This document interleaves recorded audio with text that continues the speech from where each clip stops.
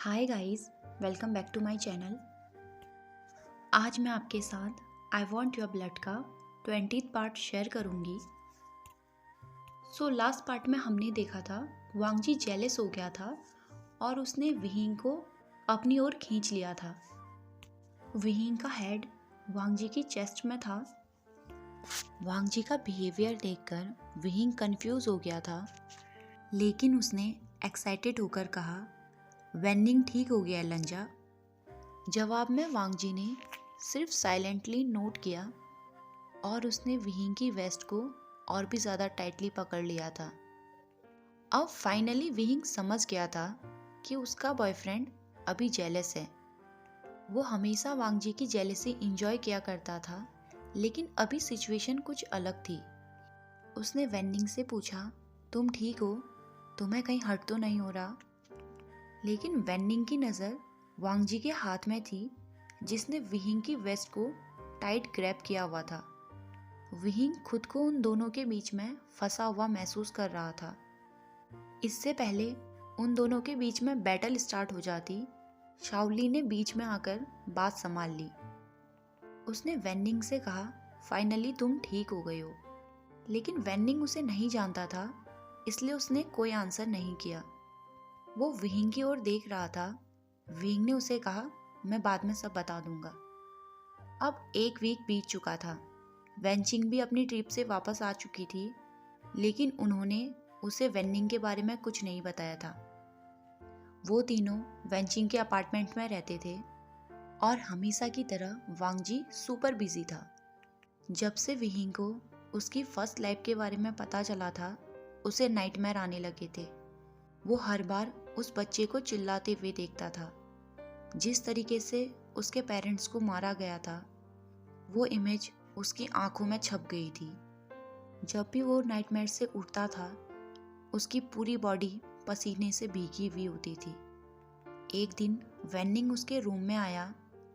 विहिंग अभी भी अपने सपनों के बारे में ही सोच रहा था।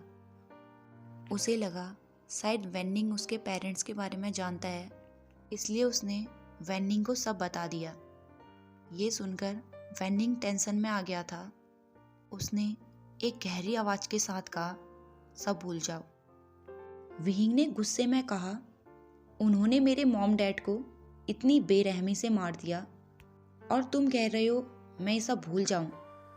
उसने वेन्निंग को धक्का देते हुए कहा, मैं तो भूल ही गया था। तुम भी तो उनमें से एक हो ना, जो मेरे मॉम डैड को मारना चाहते थे। वेन्निंग उसे काम डाउन करने की कोशिश कर रहा था, लेकिन उसने नोटिस किया कि विहिंग की आंखों का कलर चेंज हो रहा था और उसकी पावर काफ़ी बढ़ चुकी थी। विहिंग का गुस्सा बढ़ रहा था। तभी उसका फ़ोन बजने लगा, जिसमें वांगजी का कॉल आ रहा था, जिसे देखकर विहिंग का गुस्सा शांत हो गया था और उसके चेहरे पर एक स्माइल आ गई। वेन्निंग चुपचाप वहाँ से चला गया। नॉर्मली वो वांगजी को पसंद नहीं करता, क्योंकि वो विहिंग को उससे दूर कर रहा था, लेकिन आज वो खुश था ये सोचकर कि दुनिया में कोई तो ऐसा है जो विहिंग को खुशी देता है। कुछ देर बाद जब विहिंग अपने रूम से बाहर आया, वेन्निंग बालकनी में खड़ा था। उसने अपने बिहेव के लिए वेन्निंग से माफ़ी मांगी। तब वेन्निंग ने उसे बताया कि जब उसके मॉम डैड को पनिशमेंट दी जा रही थी, तब वेन्निंग सिर्फ 8 साल का था और वो भी नहीं जानता कि विहिंग के मॉम डैड ने ऐसा क्या किया था जो उन्हें ऐसी सज़ा मिली। वेन्निंग ने कंसर्न के साथ कहा, मैं तुम्हारे पेरेंट्स से नफ़रत नहीं करता। मैंने तुम्हें सब भूलने के लिए इसलिए कहा था, क्योंकि चीफ और डैड को अगर पता चल गया कि तुम्हारी मेमोरी वापस आ गई है, तो वो तुम्हारी जान भी ले सकते हैं। वेन्निंग ने विहिंग का हाथ पकड़कर उसकी आंखों में देखकर कहा, तुम अच्छे से जानते हो कि मेरे लिए हमेशा से तुम ही हो, इसलिए कभी ये मत कहना कि मैं तुमसे या तुम्हारे पेरेंट्स से नफ़रत करता हूँ, क्योंकि ये बात मुझे बहुत हर्ट करती है। फाइनली विहिंग को अपनी गलती रियलाइज़ हो गई थी, इसलिए उसने प्रॉमिस किया कि वो आज के बाद कभी भी कुछ ऐसा नहीं कहेगा जिससे वेन्निंग को हर्ट हो। तभी वेन्निंग की नज़र विहिंग के नेक में पड़ती है जहाँ पर क्रैक के निशान थे। उसने विहिंग से कहा, अब तुम्हें वांगजी को इस बारे में बताना चाहिए। लेकिन विहिंग ने जल्दी अपने क्रैक को छुपाते हुए कहा, मैं उसे डराना नहीं चाहता। वेन्निंग ने कहा, ठीक है, अगर तुमने उसे नहीं बताया तो मैं इस बारे में खुद उससे बात करूँगा। विहिंग ने उसे साफ मना कर दिया। उसने कहा, तुम इस बारे में वांगजी से कोई भी बात नहीं करोगे। अब दूसरे दिन विहिंग और वांगजी की डेट थी। विहिंग बहुत खुश था क्योंकि इस बार उसे वेन्निंग से छुपने की ज़रूरत नहीं थी। उसने लगभग 3 घंटे लिए अपने कपड़े सिलेक्ट करने में। वो बार बार मिरर में खुद को देख रहा था। वेन्निंग की टेढ़ी नज़रें उसी पर थी और वो गुस्से में अपने दांत पीस रहा था, लेकिन विहिंग उसे इग्नोर ही करता है। तभी विहिंग को वांगजी का मैसेज रिसीव हुआ। जैसे ही उसने मैसेज रीड किया, वो अगले ही पल वांगजी की कार के फ्रंट सीट में बैठा हुआ था। अचानक उसे वहां देखकर वांगजी को ऑलमोस्ट हार्ट अटैक आ गया था। उसका पेल फेस देखकर विहिंग ने कहा, अब तो तुम मेरे बारे में जानते हो, तो मुझे नॉर्मल बिहेव करने की ज़रूरत नहीं है, सही कहा ना? वांगजी बेचारा ना ही हाँ बोल पा रहा था और ना ही मना कर पा रहा था। ना बोलकर वो विहिंग को अपसेट नहीं करना चाहता था और हाँ बोलकर वो खुद को बार बार छोटे छोटे हार्ट अटैक नहीं देना चाहता था। इसलिए वो चुप रहना ही बेहतर समझता है। तब विहिंग उससे पूछता है, हम कहाँ जा रहे हैं लंजा? वांगजी ने जवाब दिया, अंकल और ब्रदर तुमसे मिलना चाहते हैं। ये सुनकर विहिंग शॉक में आ गया था। उसने कहा, व्हाट? क्या तुम मुझे अपनी फैमिली से मिलाने ले जा रहे हो? पर तुमने तो कहा था हम डेट में जा रहे हैं। वांगजी ने कार स्टार्ट करी और कहा, मैंने कब कहा था कि हम डेट में जा रहे हैं? विहिंग ने कहा, अच्छा, पर तुमने कहा था हम घूमने जा रहे हैं। वांगजी ने इस बार कुछ नहीं कहा और वो आराम से ड्राइव करने लगा। दूसरी तरफ विहिंग था जो मन में सोच रहा था, यू बास्टर्ड, तुमने मुझे अपनी ट्रिक में फंसा लिया। उसने मन बना लिया था कि वो गायब हो जाएगा, लेकिन वो सोच रहा था अगर वो चला गया तो वांगजी अपने अंकल से क्या कहेगा। कुछ देर में वो वांगजी के घर पहुंच गए थे, जो बहुत बड़ा था। विहिंग ने सरप्राइजली पूछा, क्या तुम इतने ज़्यादा रिच हो? लेकिन वांगजी ने हमेशा की तरह उसका कोई जवाब नहीं दिया और चुपचाप कार से उतर गया। उसने डोर ओपन करके उससे भी उतरने को कहा। विहिंग इतना ज़्यादा नर्वस था कि उसके लेग शेक कर रहे थे। जब उसने वांगजी की तरफ देखा, आज वांगजी और दिन से भी ज़्यादा एक्सप्रेशन लेस था। वांगजी ने नोटिस किया कि विहिंग नर्वस है। उसने सॉफ्टली कहा, डरो मत, सब ठीक होगा। लेकिन विहिंग ने कहा, कौन डर रहा है, मैं तो सुपर एक्साइटेड हूँ। वांगजी ने अपनी आईज रोल करते हुए कहा, सच में? विहिंग ने कहा, ऑफ कोर्स, चलो चलते हैं। अंदर लैन सिचेन और लैन कुरैन थे। सिचेन विहिंग का बहुत बेसब्री से इंतज़ार कर रहा था, क्योंकि पिछली बार जब उसने विहिंग को देखा था तब विहिंग थोड़ा बिजी था।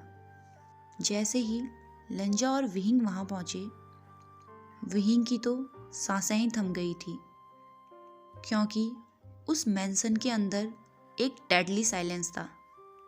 वहाँ इतनी ज़्यादा शांति थी कि घड़ी की टिक टिक भी एक शोर लग रही थी। लैन मैंशन के अंदर हर एक चीज़ सफ़ेद कलर की थी। हॉल में 2 लोग बैठे हुए थे। एक को तो विहिंग जानता था क्योंकि वो लैन सिचेन थी, जो उसे नी हुसैन की पार्टी में मिला था। हालांकि वो मीटिंग बहुत ज़्यादा ऑकवर्ड थी। लैन सिचेन के बगल में उसके अंकल बैठे हुए थे। जब विहिंग ने उसके अंकल को ग्रीट किया तो वहाँ से कोई रिस्पॉन्स नहीं आया। उनके हाथ में एक बुक थी जिसे वो साइलेंटली रीड कर रहे थे।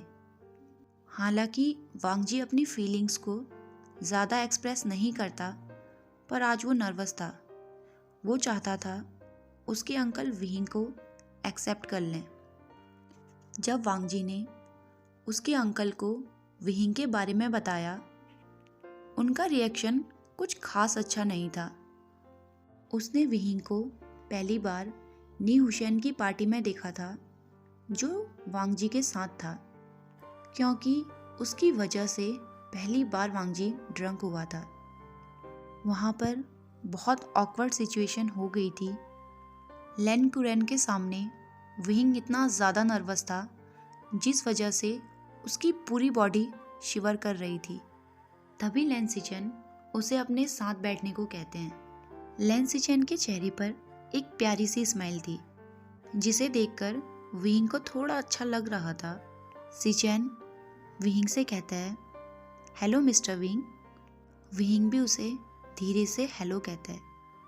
वहाँ पर सिर्फ जेबू जुन थे जो विहिंग को जिंदा लग रहे थे, क्योंकि अंकल और उसका लंजा बिल्कुल ऐसे बैठे थे जैसे सोफे में दो बड़े बड़े स्टोन रखे हों। विहिंग सोच रहा था, क्या उसका लंजा भी ओल्ड होने के बाद अपनी अंकल की तरह खड़ूस हो जाएगा। सिचेन उसे उसकी ख्यालों की दुनिया से बाहर निकालते हुए कहते हैं, सो मिस्टर विहिंग, आप क्या करते हैं। ये सुनकर विहिंग खांसने लगा था। वो सोच रहा था, अब मैं इन्हें कैसे बताऊं कि मैं इनके बिलव्ड ब्रदर का ब्लड लेने आया हूं। अगर लेन कुरेन को इस बात की थोड़ी सी भी भनक पड़ गई तो वो उसे जिंदा ही गाड़ देंगे। तभी वो ऑकवर्डली हंसते हुए कहता है, एक्चुअली मैंने मेडिकल में डिप्लोमा किया है। कुछ टाइम बाद मैं इंटर्नशिप के लिए अप्लाई करूँगा। ये सब विहिंग एक सांस में बोल रहा था, क्योंकि मुशेन्यू की डायरी में उसे बस इतनी ही इन्फॉर्मेशन मिली थी। ये सुनकर फाइनली लेन कुरेन ने विहिंग की ओर एक नज़र घुमाई। उसने अपनी कोल्ड वॉइस में कहा, सो तुम एक मेडिकल स्टूडेंट हो। उसकी आवाज़ सुनकर विहिंग का गला जैसे ब्लॉक हो गया था। वो हाँ बोलना चाहता था, पर डर के मारे उसकी आवाज़ नहीं निकल रही थी, इसलिए उसने धीरे से नोट किया। अब कुछ टाइम बाद जब वो डिनर कर रहे थे, तब विहिंग को ऐसा लग रहा था मानो उसके सामने दुनिया का सबसे बेस्वाद खाना रख दिया गया हो। जब उसने लंजा की तरफ देखा तो वो आराम से अपना फूड खा रहा था। वहीं दूसरी ओर अंकल और सिचेन भी अपना फूड एंजॉय कर रहे थे, और एक तरफ विहिंग था जिसने अपनी सूप का सिर्फ एक सिप पिया था और दूसरा सिप लेने की उसके पास हिम्मत नहीं थी। वो सोच रहा था, मुझे लगभग इस दुनिया में आए हुए 2 साल हो गए हैं। मैंने न जाने कितने टाइप का फूड टेस्ट किया है। कुछ उसे पसंद आया और कुछ नहीं, पर ये खाना ऐसा था जो वो कभी भी ना खाए। तभी उसकी नज़र पास ही में रखे चिली सॉस पर पड़ी। वो उसे धीरे से उठाने की कोशिश कर रहा था, पर लेन कुरेन की नज़र उस पर पड़ गई। तभी वो उस बोतल को दोबारा रखते हुए कहता है, मैं तो बस इसका ब्रांड देख रहा था, और नर्वसली हंसने लगता है। लेन कुरेन ने उसे कुछ कहा तो नहीं, पर बदले में उसे एक स्कैरी लुक दिया। फाइनली जब उनका डिनर हो जाता है, तब लेन सिचेन उससे कहते हैं, मिस्टर विंग, क्या मैं आपसे 2 मिनट बात कर सकता हूँ। वांगजी जानता था उसके भाई को विहिंग से क्या बात करनी है। तभी विहिंग वांगजी की तरफ देखता है और वांगजी उसे इशारे में जाने को कहता है। वो दोनों बात करने के लिए गार्डन में आए थे। तभी लेन सिचेन उससे कहते हैं, अपने अंकल के बिहेवियर के लिए मैं आपसे माफ़ी मांगता हूँ। लेकिन विहिंग ने कहा, नहीं नहीं, इसकी कोई ज़रूरत नहीं है। लेन सिचेन कहते हैं, एक्चुअली अंकल, वांग जी के लिए बहुत ज़्यादा पॉजेसिव हैं। मॉम डैड के एक्सीडेंट के बाद वांग जी चुप रहने लगा था। शायद ही कोई ऐसा दिन होगा जब मैंने उसे हंसते हुए देखा हो। वो हमसे मिलने भी बहुत कम आता है, लेकिन जब से आप उसकी लाइफ में आए हैं वो खुश रहने लगा है। ओके गाइस, आज के लिए बस इतना ही। आई होप आपको ये पार्ट पसंद आया होगा। सो मिलते हैं अपने